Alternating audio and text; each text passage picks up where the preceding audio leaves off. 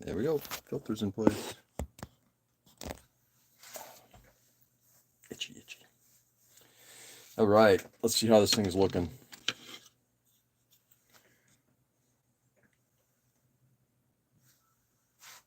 Can't tell if it's, I don't think it's straight. I think it's kicking up a little bit, which means I have to bend it down.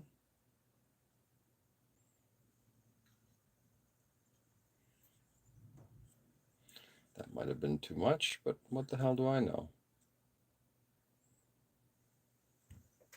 Hey, Joe, good morning. How's things going, brother?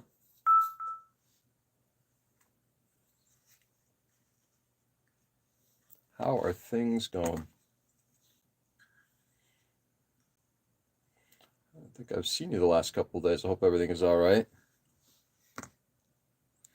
I'm sick as a dog as well, so going into work. Oh, yeah. I'm sorry, Joe. You feeling any better? Austin, good morning. How are you?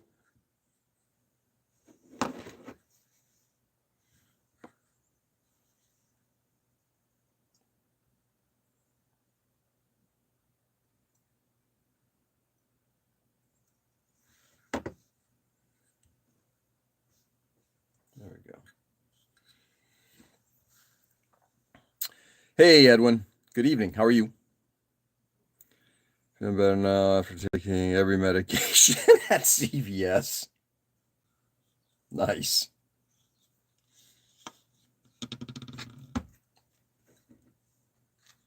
All right. Let's get some coffee tossed in, shall we?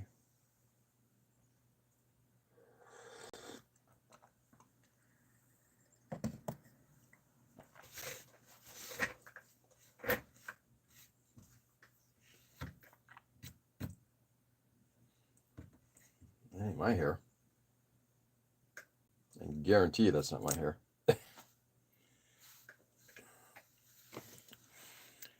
Those suppositories taste funny.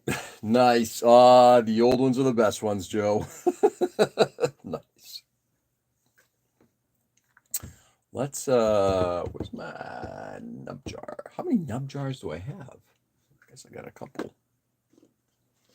One of these days I'm gonna have to do something with this. Probably like this is all my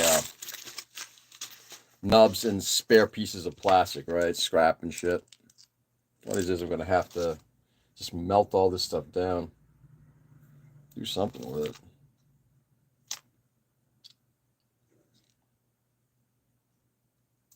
I'm not gonna save any of the stretch sprue, don't need it. How was the stream last night? Sorry I missed it. It was good. And it should be available for a rewatch. I thought it was I think every week I'm doing a little bit better with trying to get my voice on there. That's not something I'm used to doing. So that in many ways it's actually helping me become I'm hoping a better speaker. But I thought the conversation went well. I thought I'm hoping that people found it to be relevant and important. We'll see. Fine, time to Sam. How's jogging tonight? I have a question for Mr. Hobby Surface. They've got lots of grit. Does one use the same thinning ratio across? Yeah, that's a great question, Edwin. I'm going to make the assumption the answer is yes. In order to maintain the difference between 1500 and 1200 is the amount of I guess almost like filler that there is in there to fill in any kind of like sanding mistakes or anything like that. Hey Nick, good morning. Whereas the 1500 has no filler. What you spray that thing just levels right out. 1000 is the same way. 1000 has even more filler. And then 500, of course, should, I don't think you should ever airbrush that. That should be something that you would brush in to kind of fill gaps, hand brush in to fill gaps. I'm hoping that answers your question. But in terms of thinning ratio, I think whatever you typically do, yeah, that's what you would apply across all of them. At least that's how I do it. All right. let's get this done.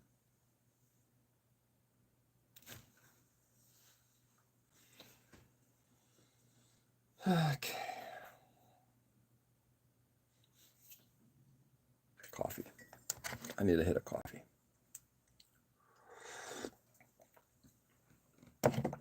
Thanks. I am asking a few people for their experience because I have conflicting information. Really interesting. I'd love to know what the different takes are on that. And by the way, happy Friday, everybody. We are almost to the weekend, except for Edwin, who's I guess this is Friday night for him. Edwin, I hope you had a lovely Friday.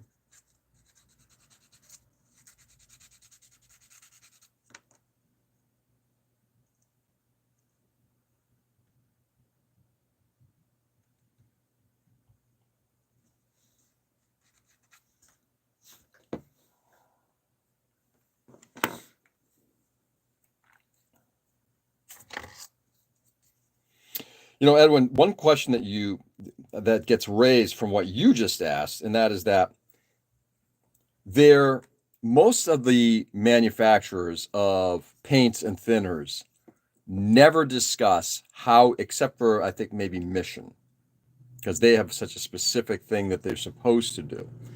But generally speaking, most manufacturers don't say, hey, thin to this ratio. It's not that I'm aware of. And then, or if you're going to be airbrushing it, apply this ratio with this amount if you're doing acrylics using this kind of a retarder or something like that. I got info from a local distributor guy. He says 1 cross all grit with 15 to 30 psi. That makes sense. Somebody's sending laughing emojis. I'm wondering who that is. But yeah, they don't generally talk a lot about that kind of stuff. They kind of keep it like, oh, we don't want to, because, and in some ways, I guess it's not a requirement. I mean, for years, I used to be, well, what's the ratio? What's the ratio? And even now, it's like, I put in so much thinner in my cup. When I mix my own airbrush stuff, right? I put in a little bit of thinner at the bottom of the airbrush cup. I then throw in a bunch of paint and I'll cap it off with some more thinner. What ratio? I'm thinking it's close to the 2-to-1 that you're saying, 2 thinner to 1 paint. But if somebody said, are you being exact about it? It's like, no, I'm not. And years ago, I remember asking, like I said, Tim Harkness and Phil Build Stuff and a bunch of guys, and everybody's like, yeah, it's kind of like just by feel. If you watch any of the like the guys like Martin Kovac, Night Shift, or any of those guys, they're sort of in that same position. They don't necessarily come out and say it should be at this specific ratio. They eyeball it.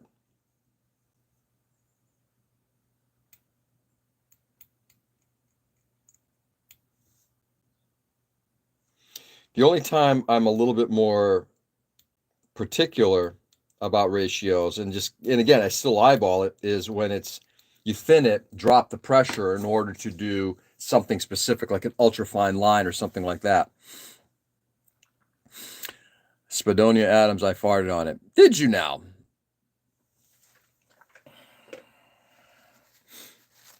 So anyway, and in terms of like the air pressure, that sounds about right, Edwin.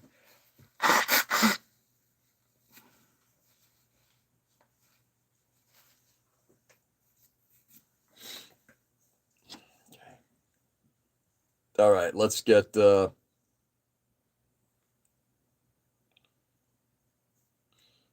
part almost done here. So once again, like I was saying yesterday about this thing, there on both sides of this very small part, there's the part comes straight down, and then there's a little bit of a flare out as it comes underneath, and they put a massive nub right on the side there. Massive. Why? Why not?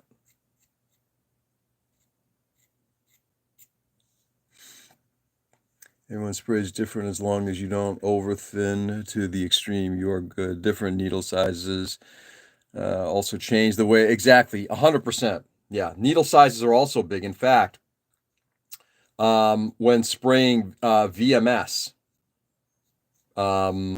their top coats right out of the bottle, there's no mixing. And theoretically, there's no mixing. They tell you don't need to mix.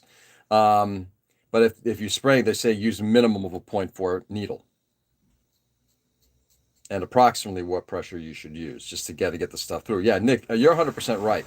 Mixing ratio, it's not over there. You can't under thin the paint either, right?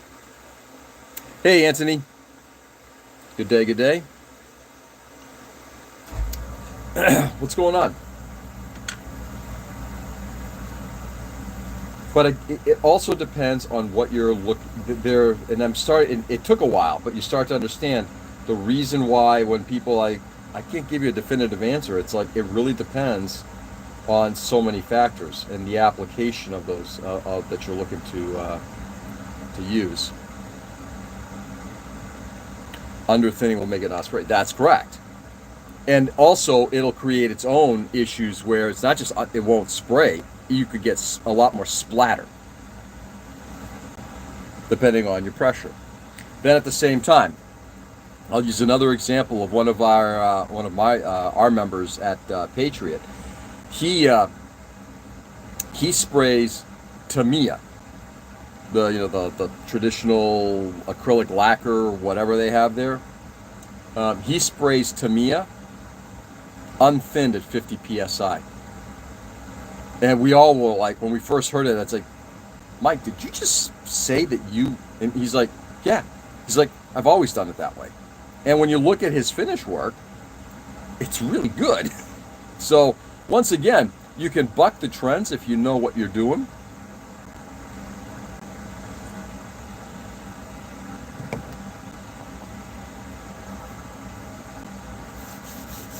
Anyway, so with that.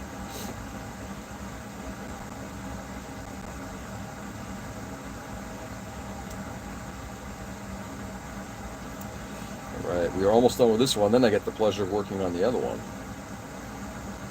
I was actually thinking I might get this plane done today from a construction site and get ready to start painting it. So in terms of painting, I've been thinking about doing either doing some kind of a camo type of finish, like if this plane were, on on Mars type of thing. So doing more reds and browns kind of thing, or doing some kind of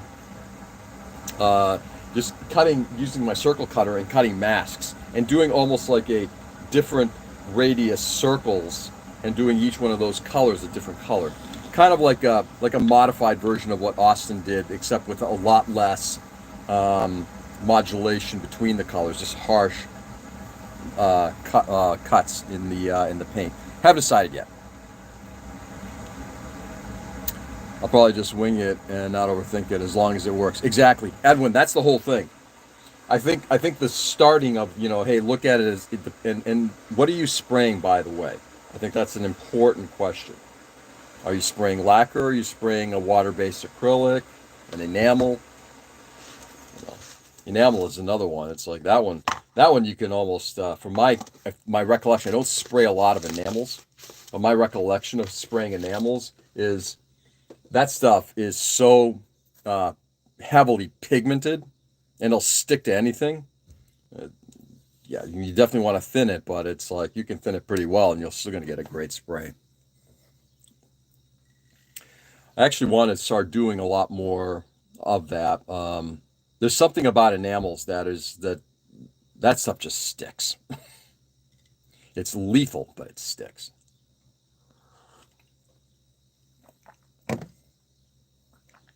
Rough 2-to-1, 25 PSA will work well for most things. Yo, what's going on, Ken? Yeah, if you're looking for a starting point, that's a good place. I think 25 PSI may be a little bit high, but it also depends on what you're spraying. I would probably go somewhere between 15 and 20. I lost the consistency of my primer because the thinner was leaking, and I was thinning it again, and it was too thin. Yeah, yep. How you feeling, Ken? Good morning. All right, we got that. Let's get this.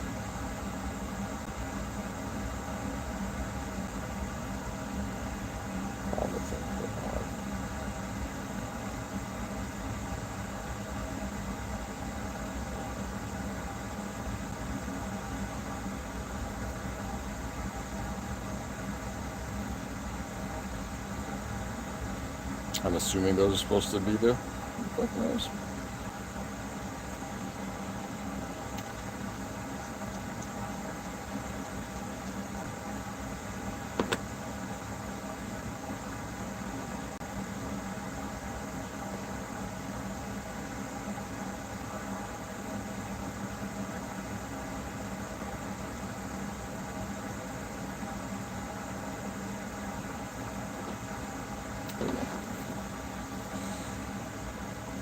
Feeling good. It's Friday. Yeah, absolutely.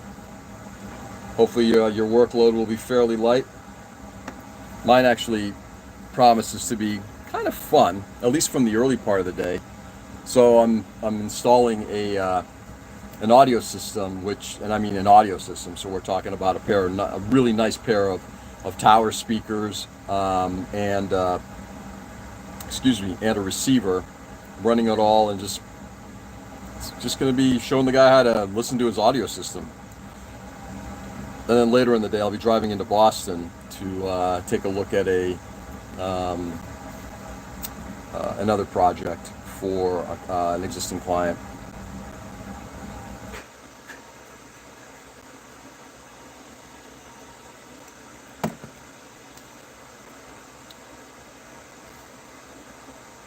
All right, let's get this thing glued on. Once again, with very little guidance on how this is going to go.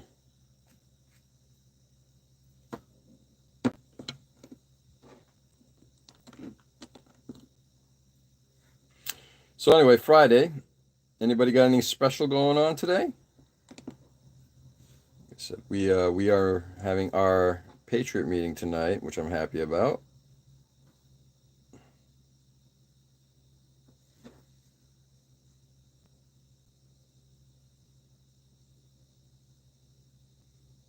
Get to hang out with the folk.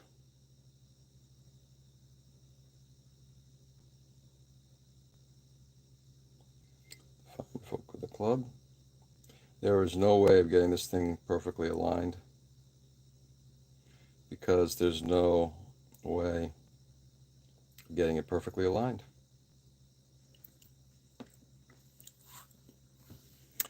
And today we'll be busy. I'll be out in the community with patients. Oh, nice. Well, good luck with that. Hopefully it'll be a calm day. To me, I use 1:1 and 15-18 psi on a 0.5 sprayer. There you go, Joe. Perfect. Yeah, on 0.5 that should be perfectly fine. Yeah. So you're doing a 1:1, which I think actually Tamiya even says, I think is, maybe they say it. It's about where they want you to be. But once again, nothing is. I can't tell if is that a seam line? I honest to God can't tell if that's supposed to be a seam line or not. I think it is. That means I got to get that repaired a little bit. Oh, well, a little surfacer is going to be required here.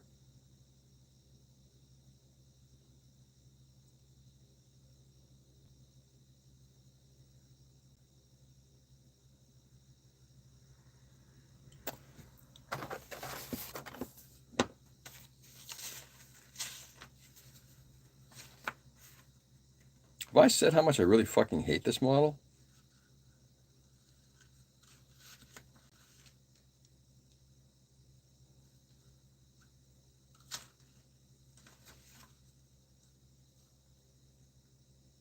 Okay.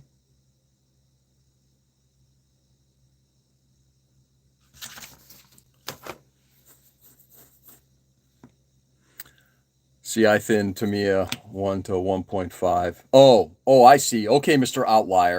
That was all Tamiya other than the Apache Raptor sprayer. Excuse me. Yeah, use a pache, however it's pronounced, for airbrushing.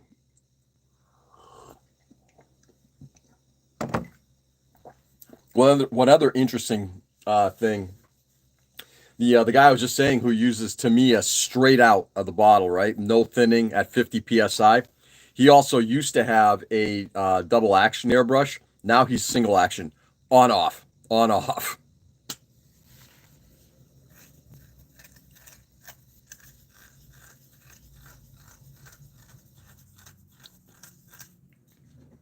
All right, we got one of these little bombs on here. Whatever the fuck this thing is. Is it a bomb? Fuel tank? I have no idea.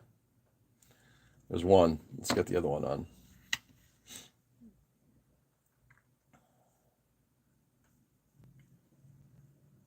Guy's an animal. He's something. And the funny thing about it is, it's he is one of the artists in our group. He is like a absolutely ridiculously good builder. He's the Ken. If you recall, if you were, I think you were at the PatCon last year. If you recall, the diorama near the front, inside of sort of like a post-apocalyptic. I think he had like either a jeep or a tank inside of a post-apocalyptic bunker um, with some like tables and benches and walls that were dusty and dirty and everything like that. That was his. And you look at that work, and it's great. Wrapper I like. It's adjustable for 0.1 to 0.5. Yeah, so you can just swap out a needle pretty easily, which is good. Yeah, that's always a good thing. Oh, hello, wrong side. This way.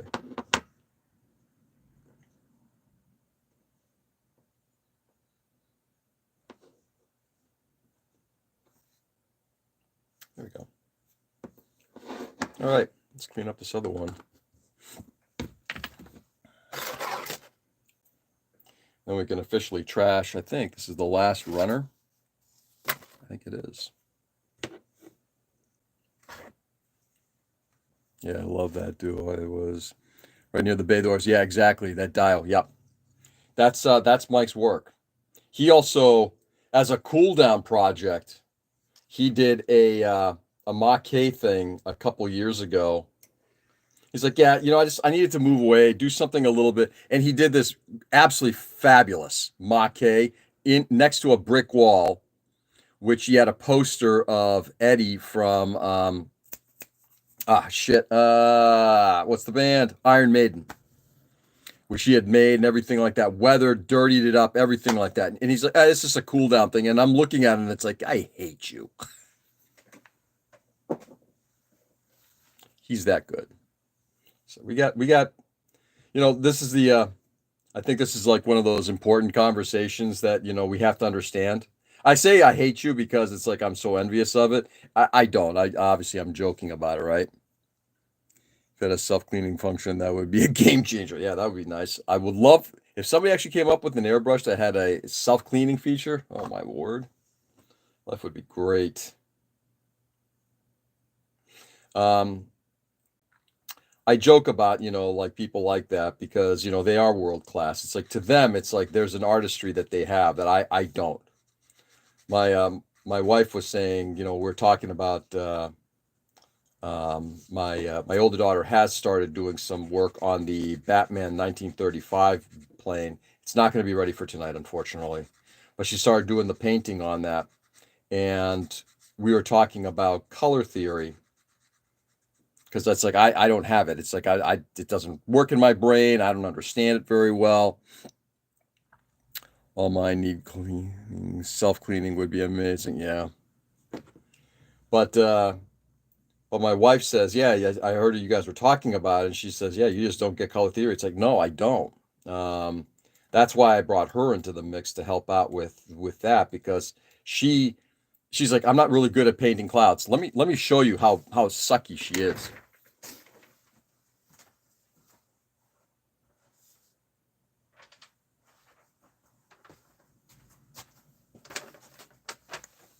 Now, mind, this is just a little demo thing. Tell your daughter tonight is a deadline. Fired. Fired.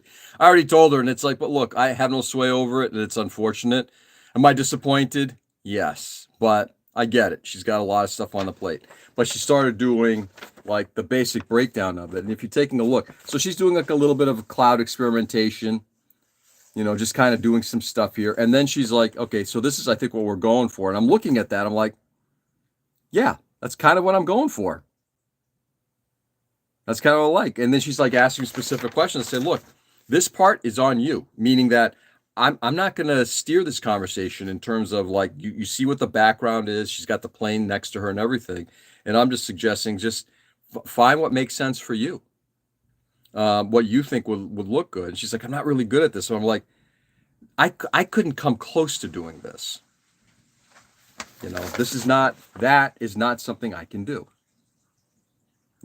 By the way, she also just laid out all the different Vallejo and AK colors that I have, just so she can just kind of like get the different color sense. And then she's telling me, like, when you apply this color, on a dark background versus a white background, it comes out different. I'm like, what do you mean? It's like, and again, my brain doesn't work in those terms, right? She's like, it's gonna look darker on a dark background. It's like, well, that doesn't make a lot of sense. And then she kind of does like this little theory thing. I'm like, oh, okay, I guess I see it now. Like the third cloud looks dope. Yeah, this is again, she's the artist. And this is her just sitting down at like 10 o'clock. We were both up a little late, and she's just like, oh no, I need to get started on this thing. So she's pulling out these colors and doing this thing. And she's like, how does this look? And she's, like I said, right now she's kind of experimenting and saying, yeah, that's what do you think about this? This is kind of where and not fully into it. Because it's the end of her work day, right? She's getting ready for bed. And I'm like, oh, fuck me. Really like the third cloud. Looks dope. Yeah, thank you, Joe. I will let her know that. Today's a deadline. I wish I could.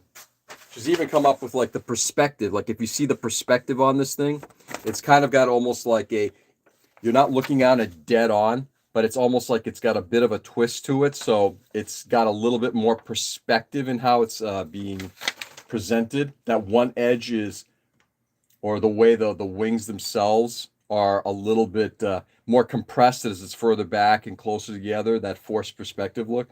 It's like she's already thinking in those terms.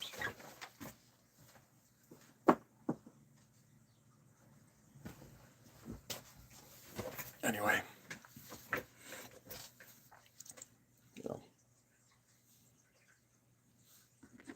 so artists,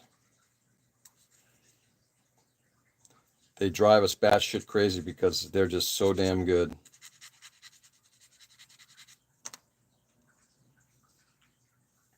Let's get some more coffee in.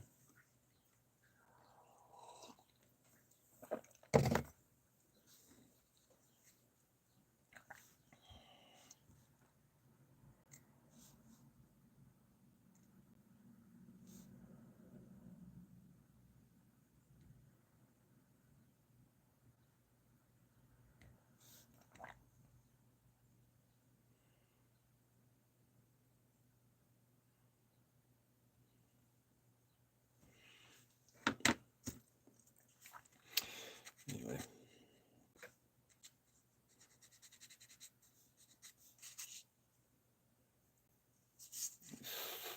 Fucking hate this thing.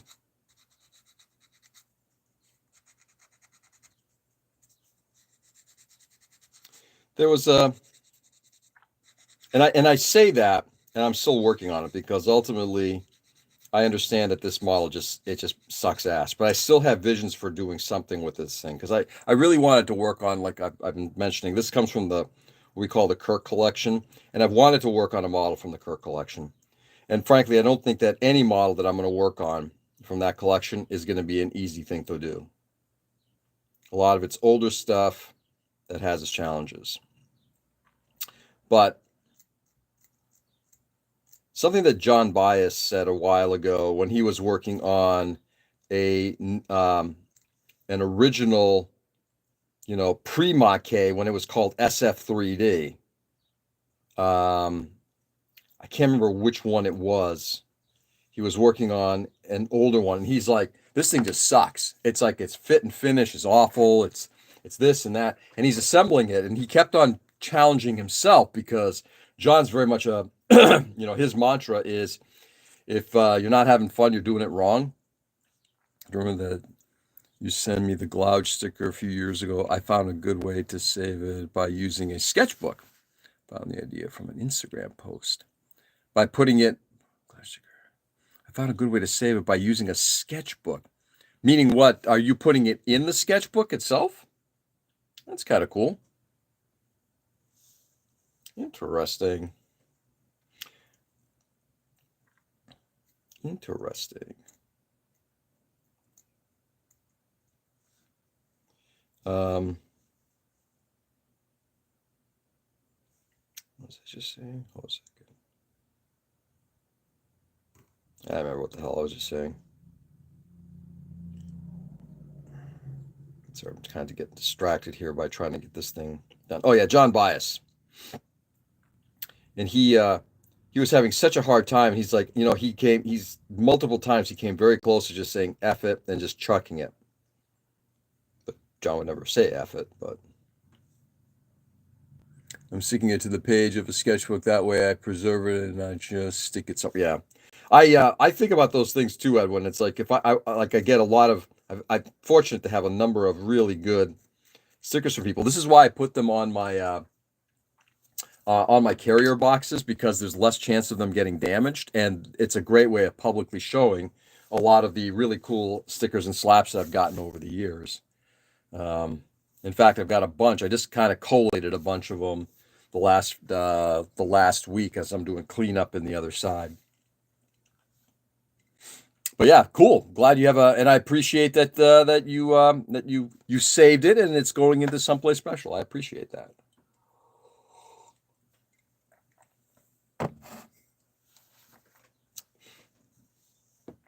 So,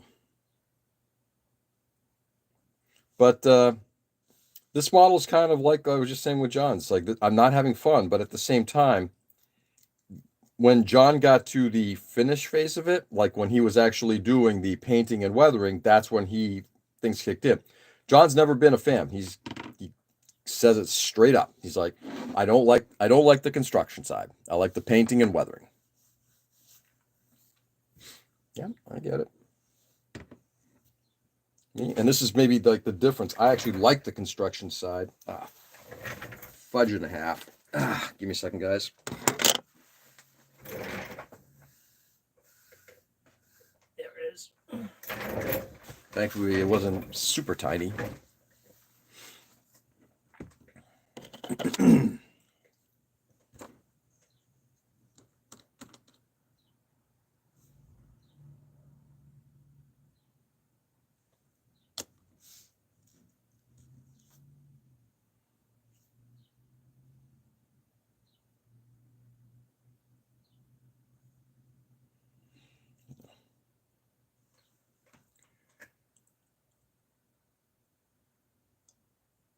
I don't think I did a really good job on this thing, but frankly, I don't, like I said, I just don't care at this point. This is not going to be the hill I die on. At least I hope not.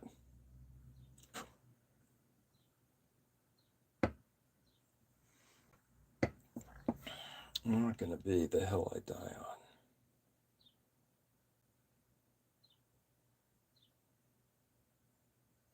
All right.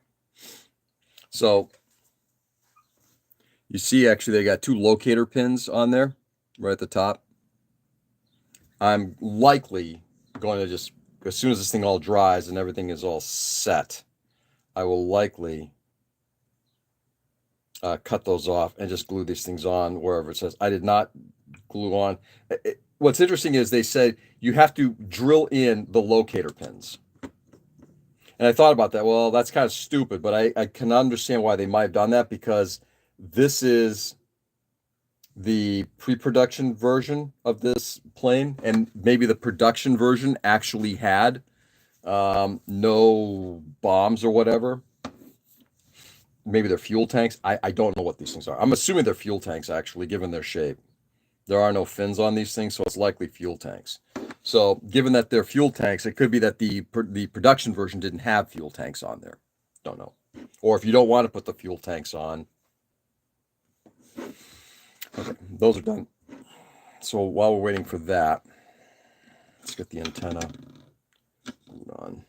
And let's see, where's the antenna supposed to go? Just put it somewhere here. Again, no locating pins or anything like that for this. It's just kind of stupid, but it is par for the course.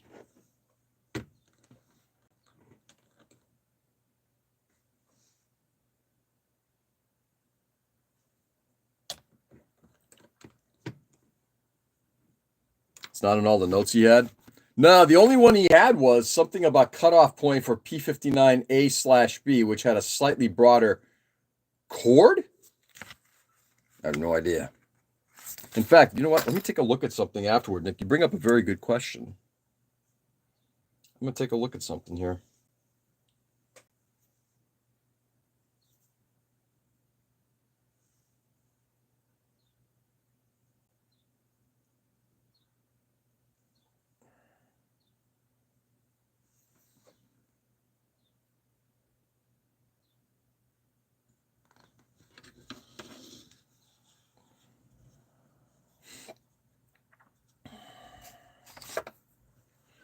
That's a mighty fine question. He may have. I don't believe he did.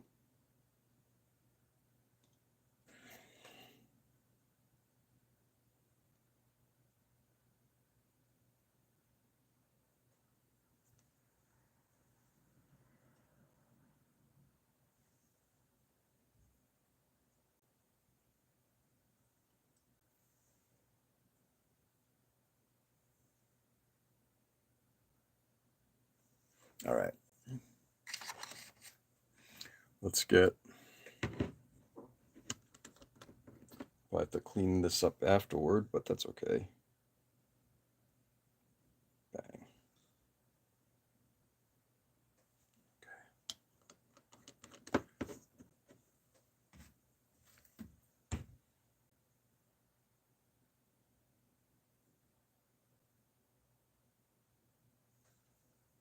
There we go.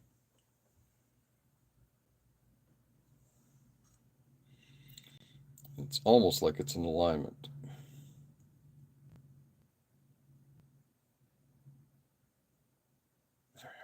All right.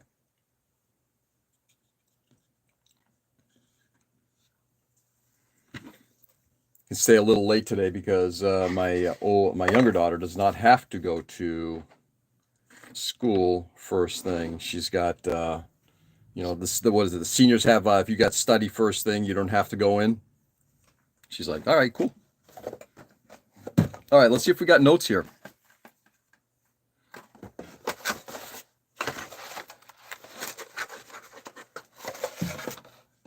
It does say notes, so I'm assuming he's got notes. He's also got like reviews from articles and everything like that. So let's just read the review of this specific thing.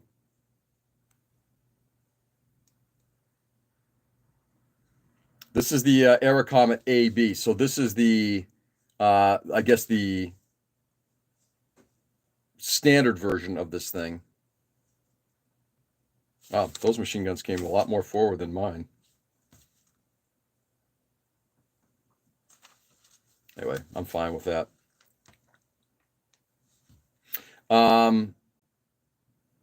So here it says, I spent about 30 hours on my Airacomet. Fit problems, the necessity of adapting the landing gear parts and making the gun barrels increase my time. Special Hobby provides the correct pot-bellied look of America's first jet. And after some work, you can add this to your collection too. After some work. Oh yeah, this is the meticulousness of so when people are like, how was this guy? I mean, like, this is what he did. He would find articles. This is from Scale Aviation Modeler International 2005. This is for the 1/48 scale, I'm assuming. You know, some of the stuff that they did to customize all of that. This has got to be the 1/48 scale.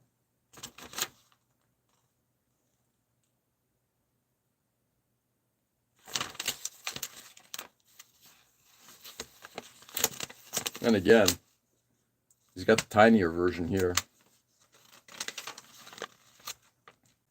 Old school lads, don't you love them?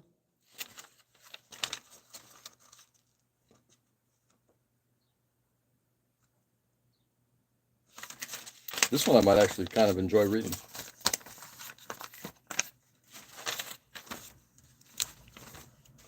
Oh, by the way, just, and it wasn't just in English. He would also find ones in other languages. French. This is what this guy did. And then in terms of his notes, note sheet. And I'm not kidding you when I say this was for nearly every model in the collection. Not everyone, but pretty fucking close. Any of the major models, yeah. As of January 05, this Parla or Azer or AML or ... like model is the best 172nd P59, but then the only competition is a VAC included. Remember we said he included a VAC form kit of this and a Merlin, which he has in a separate box. The kit offers no flourishes if, like me, you don't count the 3 PE compression links.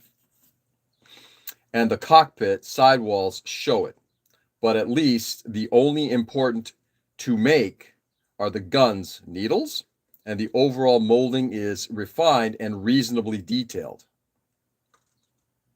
The subject here is the prototype, rounded fin/rudder, though Special Hobby does also offer a 59B. Anyway, fascinating stuff.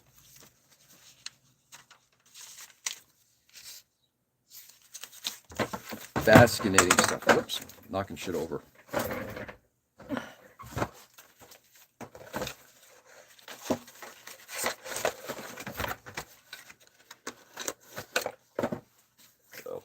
Tonight I'm bringing 3 boxes because I need to clear them out. And by the way, I just went through. Now, I've got a lot of large boxes still, but all the boxes, including the photo etch stuff, the aftermarket stuff, different size boxes and that kind of thing, some supply stuff, there are still 33 boxes in my garage.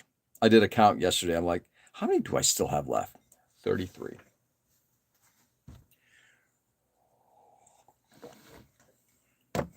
Very soon I may have to start like dispersing it elsewhere because I think the club is actually probably getting to the point of saturation. Tonight, in fact, you can ship me a giant mystery box. I might just do that. Nick. To which you'll then receive it and be like, what the fuck did he send me? What in dear sweet Jesus' name is this shit? There is a box upstairs that has, I'm bringing tonight, and I can't wait to see the faces on people. He had old galleon, sailing ships. They're big boxes, and I've got like 4 of those in just one of the boxes that I'm bringing tonight. Oh, the vacuum form kit is set aside. Oh, that one's a definite. That one's a definite. For all I know, I might just send you something that has only vacuum form stuff. We'll see. All right. Anyway, so at this point, construction on this is done. I think the only thing that's kind of left to do is getting the canopy glued on. I may actually start masking the canopy. But I am debating whether or not I want to mask it before I glue it on or after I glue it on. I think I'm going to do it. I don't know. I got to get the fit right first. This thing is still not fitting well. You're a mean man. Oh, I'm a abusive individual.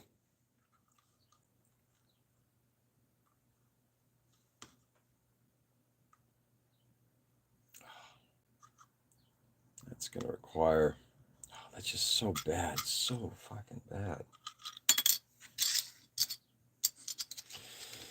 This is going to require reshaping by the looks of things.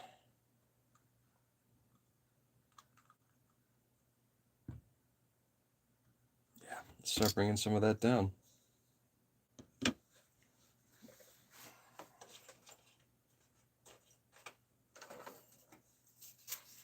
break out the 220 grit stick.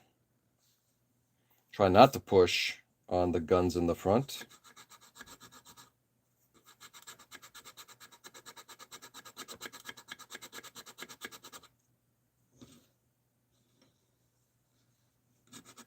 I got to get that rounded area fixed too, because that's hot garbage.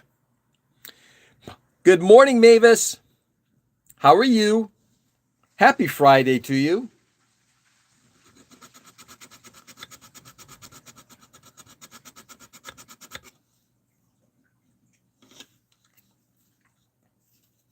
I think I'm going to have to thin this thing down too. I'm hitting this thing up with 220 grit right now, like heavily hitting it.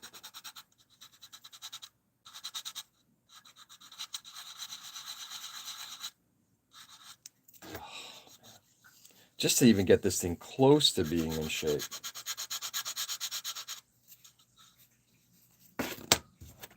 How lovely when Mavis pops in. There we go. That's a little better.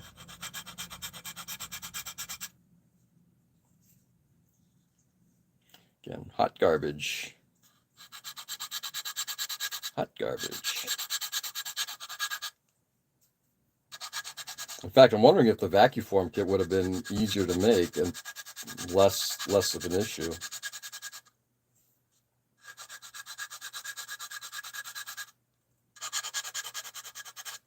There we go. Just laughs when you say hi. Just laughs. Well, you let me know when you want me to say hi anytime in the future.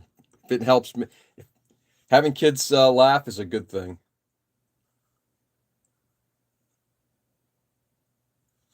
Children's laughter is the best. Right, now we have to do a little bit of carving here in the front. I'm sure I'm not grabbing something I shouldn't be grabbing. It's so cool.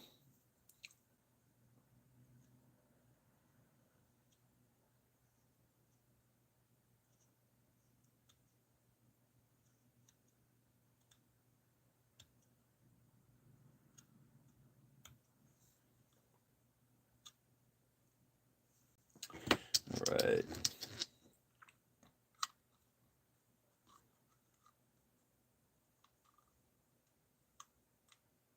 There'll be filler galore there. I may actually have to. Oh, God. I don't know what the hell I'm going to do with this thing.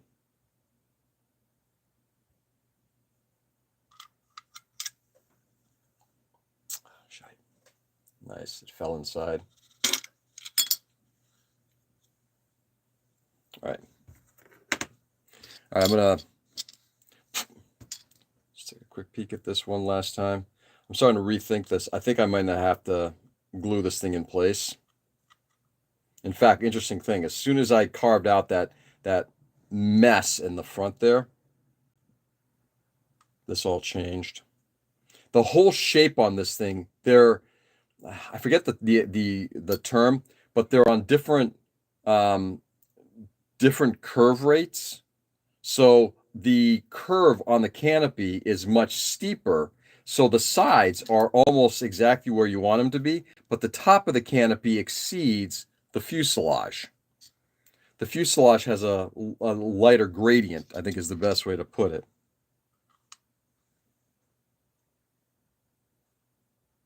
So the only thing I'm going to do is probably just thin back.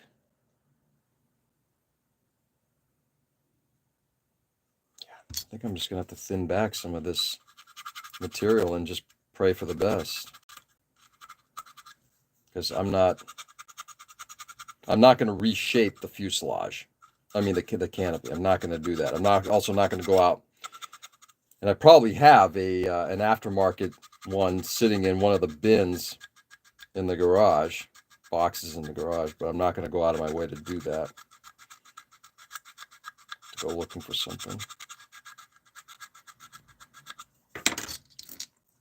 All right. Yeah, I think we're going to have to do exactly that. We're going to have to glue the canopy in place, get it all buttoned up, and then at that point, mask. They turn out okay. Looking at some photos, I probably could have brought them out a little bit further, but I think they came out pretty okay, Nick. Yeah. Needles are your friends. God, it sounds like made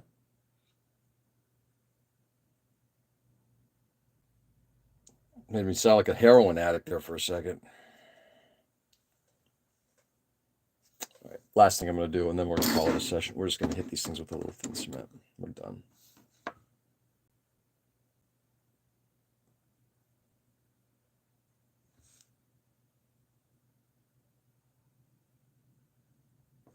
There we go. We're done. Nice. Came out good enough for this thing. If I cared more, there would probably been, I'd probably be redoing them, but I don't care enough for it. So with that, all right, my friends, time to start putting things away and for me to get the hell out of Dodge. Got to get to work. Get this Friday done and behind us. Or a diabetic. That is true. That is true. Though we got a whole host of different gauges for stuff. Anyway, I'd send these to people, but then we'd probably both get arrested. So anyway, hey, Tom, good morning and goodbye. Guys, stay safe and stay sane. Thanks for being on this morning. I do appreciate it. Fun morning conversation. I did. I very much enjoyed it. It made this hour of working on this model just under an hour, just a total enjoyment. If I didn't have this conversation in the morning working on this model, God, I can't work on it on my own. I can't. Anyway, with that, go out there and do good, everybody. Stay safe and stay sane. Make the world a better place. It's getting crazier. We talked about it last night, but it's just getting to the point where it's the insanity is just it's getting to be intolerable, right? So it's up to us to make it a better planet, brighten the world for somebody, help out somebody, put a smile on somebody's face. Don't treat them like crap. Treat them like a human being. Okay? With that, I'll be back tomorrow morning, same time, same channel. Enjoy the day, guys. Love you all, and I'll catch you on the flip. Peace.